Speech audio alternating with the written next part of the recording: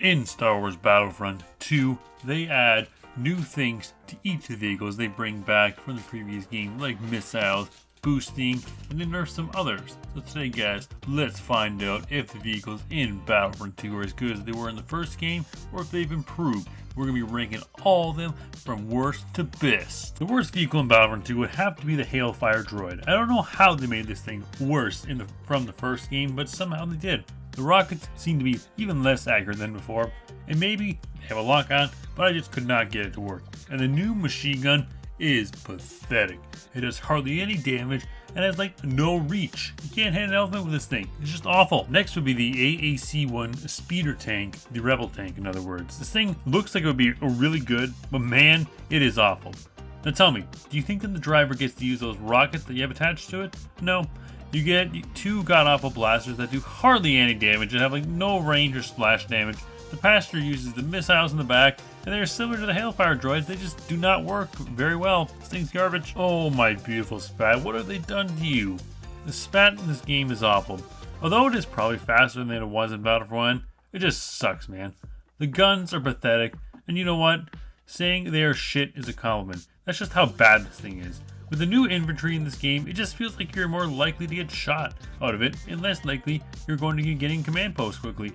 I'd rather want to walk, I'm not going to lie. The Barc Speeder feels like how it did in Battlefront 1. Or should I say that the Battlefront 1 version felt like the Battlefront 2 vehicle.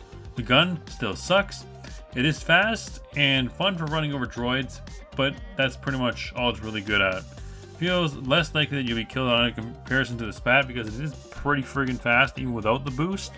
But it's just so awful that it's going to be right near the bottom. The normal speeder is like the original, or rather the Barc, but the weapons feel better, and the maps it's on are better for it than the ones that the Barc's on, so it's just the placement higher. The Spider Walker is still trash. Although it feels like it's a bit better than in the first game, in some ways the gun feels like they have less cooldown time and feel more accurate, but it is still too slow and easy to exploit or get sliced.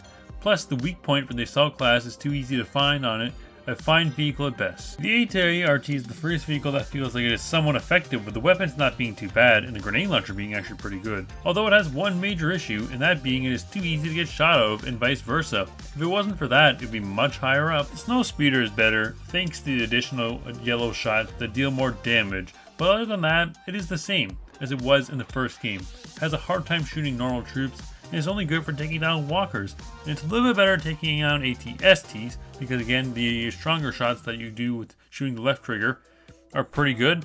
But yeah, I mean, you gotta be skilled to take down the AT-AT, so you know, it's kind of still whatever, to be honest. The AT-ST, what a fine machine. It makes quick work of small, bare people, moves fast, even has the fun remote rockets for the cool pods to mess around with.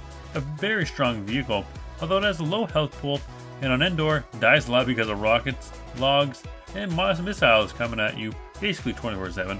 And on Hot, the rebels can choose to bombard it with snow speeders, so they are good, but not the best. The IFT Tank is good in this game, although a bit nerfed in comparison to the first. The main weapon is not very good, having a smaller hitbox, but the missiles do make up for it and are good for dealing damage.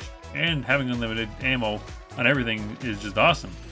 And you deal a lot of damage to other vehicles. The Top Gunner is very good at taking out infantry, although he is exposed. If you're careful, he can do his job very well. IFT-X Tank is the same as the IFT Tank, except for that it looks cooler, and it, looks cooler, let's be honest. The AT-T is very strong and has a hard weak point to find out. It is great at clearing out infantry, and you are way powerful on this thing at taking out other vehicles in its way. The downside to it is that it has decreased height in comparison to the AT-AT, and the secondary is just as good as the main, and has more range with a good co-pilot. It can be very effective, and the back gun is fine for rear enemies, taking care of droids no matter where they may stand. The AAT is still very strong, although the normal blasters are not as good as they were in the original. They're still very powerful. This thing has great movement, the boosting is awesome, you can clear out enemies with no issues. Top Gun once again is very powerful and effective. It always outclasses the clone vehicles, even though it's a big target. The AT-AT is a very good vehicle, so strong, the height makes it even better than it needs to be. The blasters are strong and have such a small cooldown that you will always be blasting away at rebel scum. And not to mention, the radius is just insane. On Renvar Harbor, you will just annihilate the rebels because these blasters pretty much one-shot all the turrets, their defensives, and they have no vehicles. You just wreck.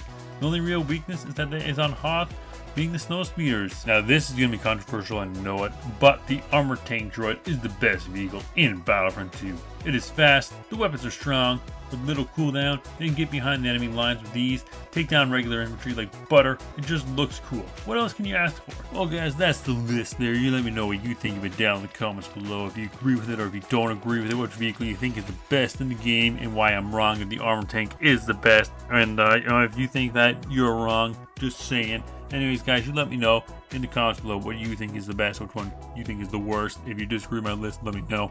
And we'll see you on the next video.